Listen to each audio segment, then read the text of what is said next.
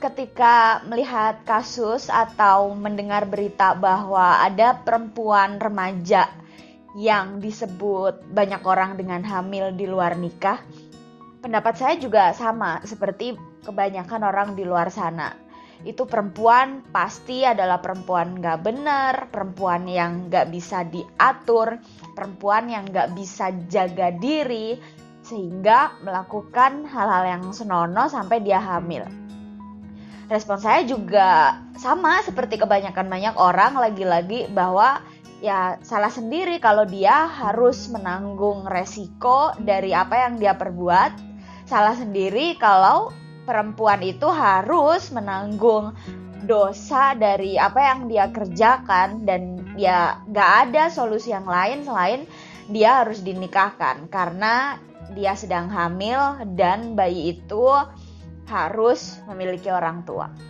Setelah saya belajar, menerima pengetahuan lain dan memproses banyak hal, saya menyadari beberapa hal. Bahwa yang pertama, peristiwa yang saya lihat, berita yang saya baca itu disebut dengan kehamilan tak direncanakan, atau dalam istilah lain kehamilan tak diinginkan, atau dalam istilah lain lagi adalah kehamilan tak dikehendaki. Apa maksud dari definisi itu? Bahwa yang disebut dengan hamil di luar nikah memang adalah kehamilan yang tidak direncanakan sebelumnya. Kita tahu bahwa kehamilan yang direncanakan aja itu mengalami banyak tantangan dan hambatan. Ada banyak kesulitan-kesulitan, ada banyak hal-hal yang bersifat medis, gizi yang harus dipenuhi. Gimana jika kehamilan itu tak direncanakan? Ya tapi kan anak perempuan remaja itu tuh dengan sadar melakukan hal-hal yang memang dilarang oleh agama. Mungkin banyak orang akan mikir seperti itu. Tetapi kenyataannya adalah banyak kasus di mana anak-anak perempuan remaja itu tidak benar-benar menyadari apa yang ia lakukan. Dalam proses advokasi, saya menemukan anak-anak perempuan remaja yang ketika mengetahui dirinya hamil, dia kaget, shock, dan beralasan bahwa saya kira kalau cuma berhubungan seks 1 kali itu gak akan hamil. Jadi dia ngiranya bahwa ketika dia berhubungan seks 1 kali itu gak akan hamil. Itu artinya apa? Pendidikan dia soal tubuh, pendidikan dia soal reproduksi itu gak bener-bener tuntas. Kalau dia benar-benar belajar dengan tuntas, dia akan tahu bahwa yang namanya ketika terjadi proses penetrasi itu akan beresiko untuk hamil. Di banyak kasus anak-anak perempuan remaja juga rentan mengalami manipulasi dari pasangan atau bahkan dari orang-orang yang tidak benar-benar dia kehendaki untuk melakukan hubungan seksual. Dalam artian dia menjadi korban kekerasan seksual. Anak perempuan ini tidak tahu cara mengatakan tidak. Anak perempuan ini tidak tahu cara menolak berhubungan seksual kepada laki-laki yang memiliki relasi kuasa yang lebih powerful, yang lebih berdaya dibandingkan dengan dirinya. Tetapi tanpa membahas banyak jenis kasus yang dialami oleh remaja perempuan yang ada di luar sana itu, tetap saja kehamilan yang terjadi kepada anak perempuan remaja itu adalah kehamilan yang tak direncanakan. Hal kedua yang saya pelajari dan saya sadari di kemudian hari adalah bahwa kehamilan tak direncanakan itu terjadi di tubuh perempuan usia anak. Yang artinya apa? Tubuh perempuan usia anak ini tidak benar-benar siap untuk mengalami yang namanya kehamilan, dan akan punya resiko yang besar terhadap tubuh perempuan usia anak dan juga bayinya. Ada resiko kerentanan seperti mengalami tekanan darah tinggi atau sebaliknya mengalami anemia ketika dia dalam proses melahirkan. Juga ada resiko yang sangat tinggi, ibu anak ini akan mengalami depresi pasca melahirkan atau depresi postpartum.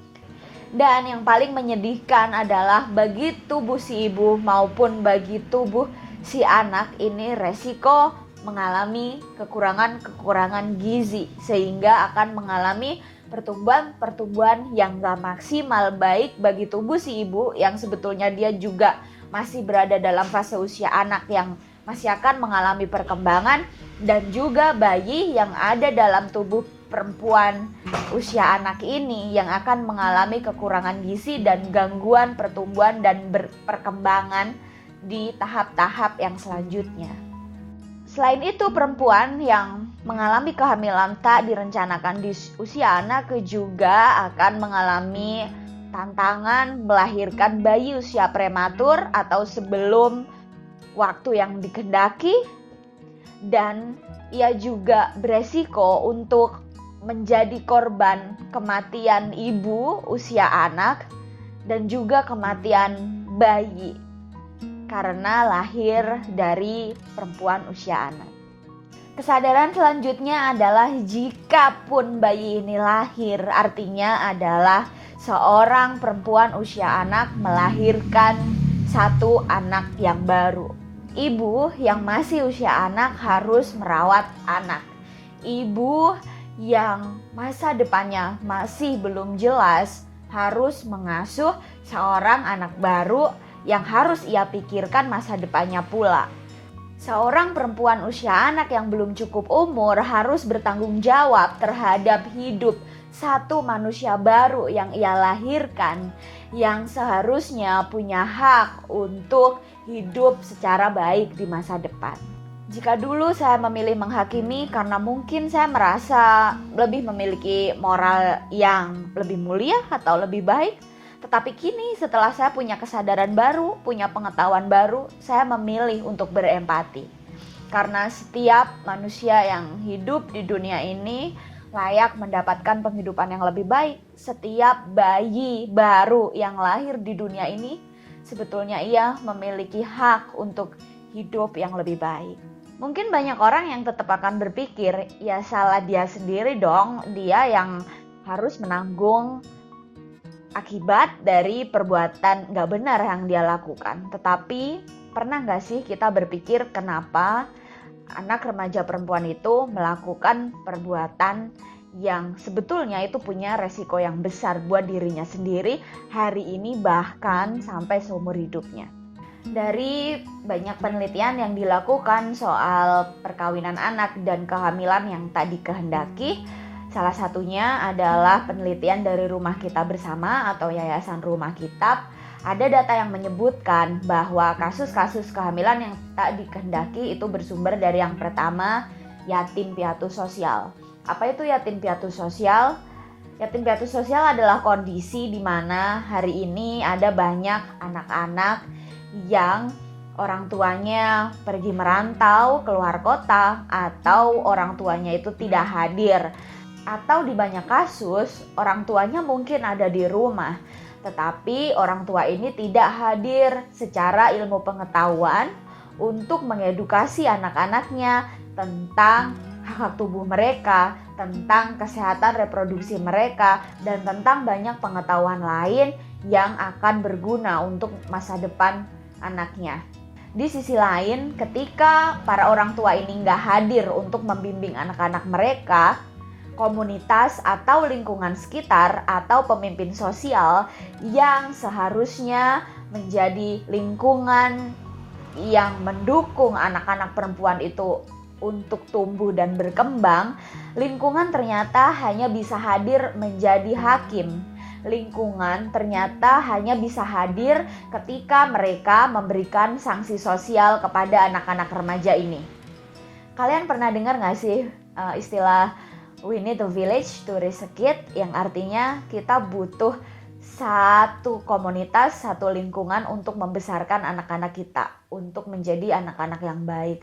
Artinya apa? Lingkungan atau komunitas sekitar itu sebetulnya juga punya kewajiban loh untuk memberikan pengetahuan, untuk memberikan edukasi kepada anak-anak yang ada di sekitar mereka. Tetapi sayangnya lingkungan atau komunitas sosial yang ada di sekitar anak-anak hari ini itu tidak menjalankan peran itu, tetapi mereka paling cepat hadir ketika memberikan sanksi sosial kepada anak-anak dan remaja yang ada di sekitar mereka. Penyebab dari banyak kasus terjadinya kehamilan yang tak dikehendaki tentunya adalah tertutupnya akses terhadap kesehatan reproduksi. Dalam fungsinya yang ideal, negara harusnya juga hadir untuk memberikan pengetahuan, memberikan edukasi kepada anak-anak perempuan dan remaja lewat layanan kesehatan reproduksi di sekolah-sekolah. Entah itu lewat muatan lokal atau mungkin lewat layanan bimbingan konseling, tapi lebih baik juga lewat secara khusus kurikulum kesehatan reproduksi yang komprehensif, yang itu menjadi kewajiban kita sebagai orang dewasa untuk memberikan itu sebagai hak-hak yang memang seharusnya diterima oleh anak-anak kita semua, baik itu perempuan dan laki-laki secara umum. Tetapi kita tahu bahwa apa sih yang bisa kita harapkan dari masyarakat yang nyebut penis aja nggak boleh? Apa sih yang kita harapkan dari masyarakat yang nyebut vagina aja tabu? Apa sih yang kita harapkan dari masyarakat yang ketika mengajarkan pelajaran biologi ke anak-anak yang seharusnya itu adalah anatomi fungsi tubuh manusia aja itu harus diblur, harus disensor dengan alasan bahwa itu pornografi? Ada banyak sekali hal-hal yang seharusnya bersifat sains, yang seharusnya bersifat ilmu pengetahuan, yang merupakan hak-hak dari anak-anak yang bertumbuh di sekitar kita, tetapi tidak pernah mereka dapatkan. Itu artinya apa? Kita sebagai orang dewasa, kita sebagai bagian dari masyarakat sebetulnya sudah cukup zolim karena menutup akses pengetahuan, menutup hak dari anak-anak yang seharusnya memang mereka dapatkan.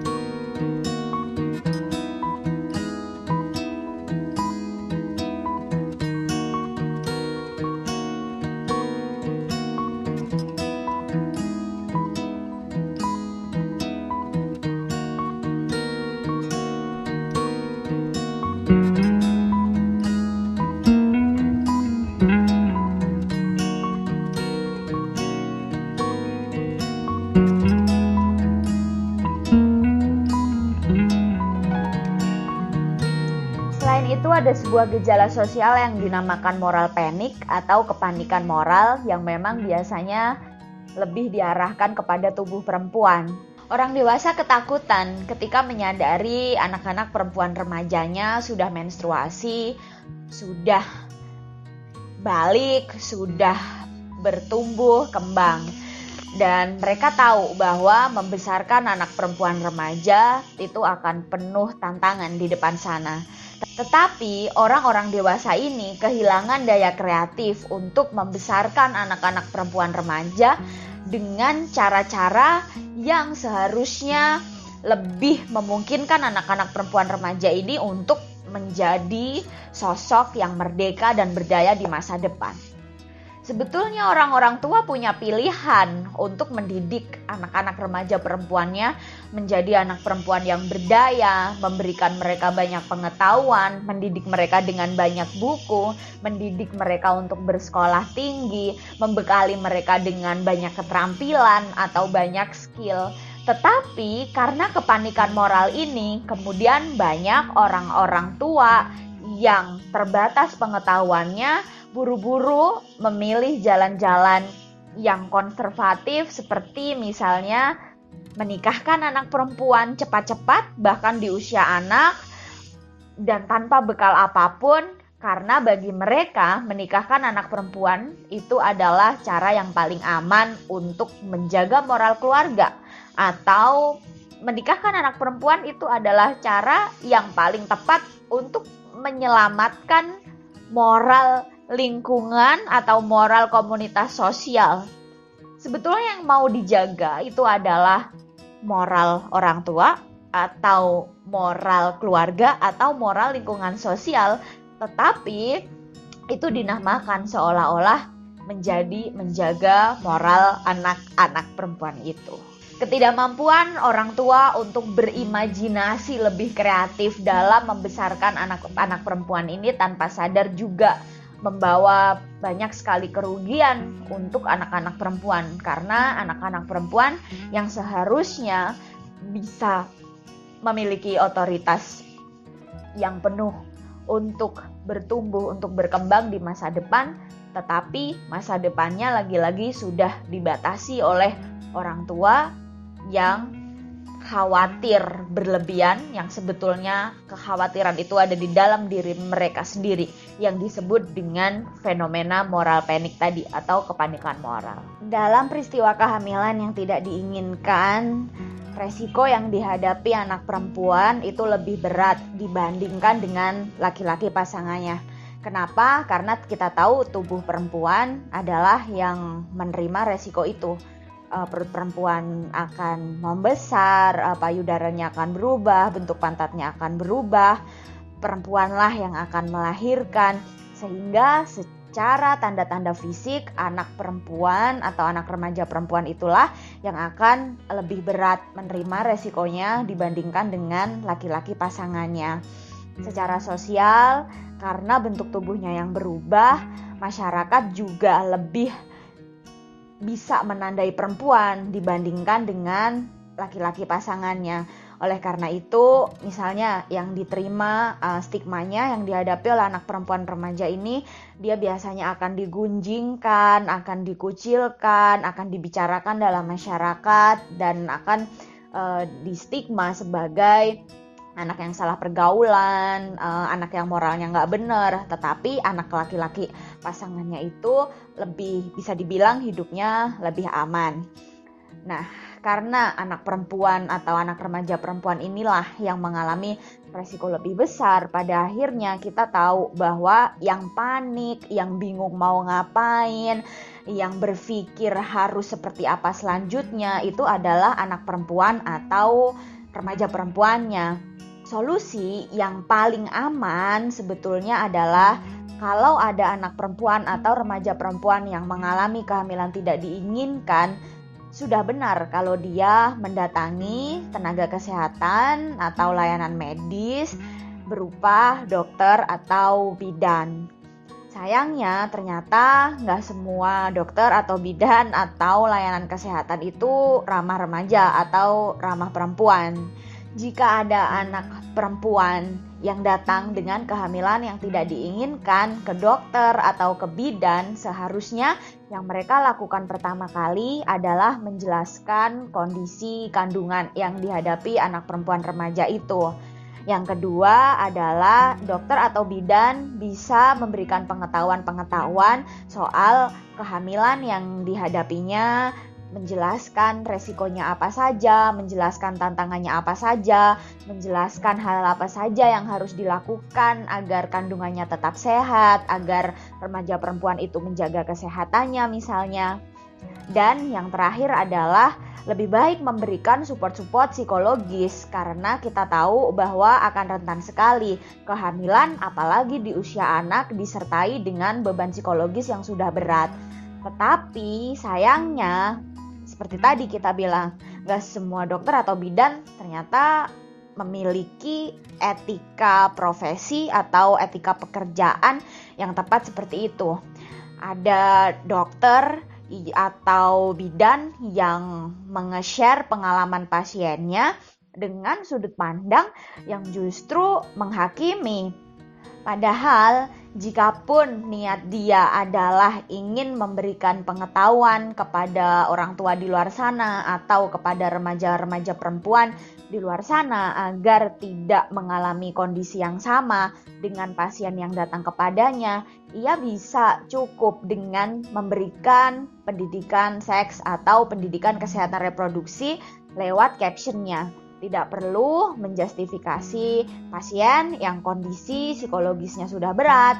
Bayangkan saja jika pasien yang dia tangani ternyata membaca caption itu, pasti akan ke-trigger.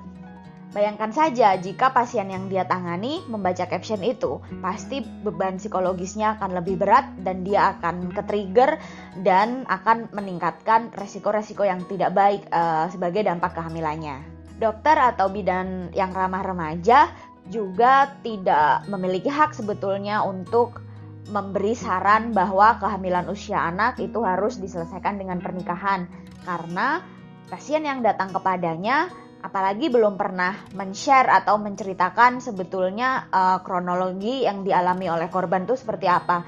Bisa jadi pasien yang ada di hadapannya itu adalah penyintas kekerasan seksual, sehingga sebetulnya pasien itu memerlukan advokasi yang lebih lanjut untuk dirinya. Jika memiliki niat untuk mengadvokasi semata-mata demi kebaikan pasien, justru dokter atau bidan yang ramah remaja itu dapat menawarkan kepada pasien si anak perempuan usia anak atau usia remaja itu untuk menghadap orang tua mereka. Dokter atau bidan ramah remaja bisa membantu perempuan usia anak untuk menjelaskan kondisi kandungannya, untuk menjelaskan resiko dampak baik buruknya jika kandungan itu dipertahankan atau dilanjutkan, dan resiko-resiko lainnya yang apapun keputusannya itu dokter atau bidan ramah remaja itu menyerahkan kepada si pasien dan orang tua si pasien tanpa harus menjustifikasi atau menghakimi lebih dulu. Kita nggak pernah bisa membicarakan kemajuan peradaban, kita tidak akan pernah bisa membicarakan perkembangan dunia yang lebih baik jika kita membiarkan satu perempuan usia anak atau satu perempuan usia remaja hidup dalam kondisi yang tidak utuh.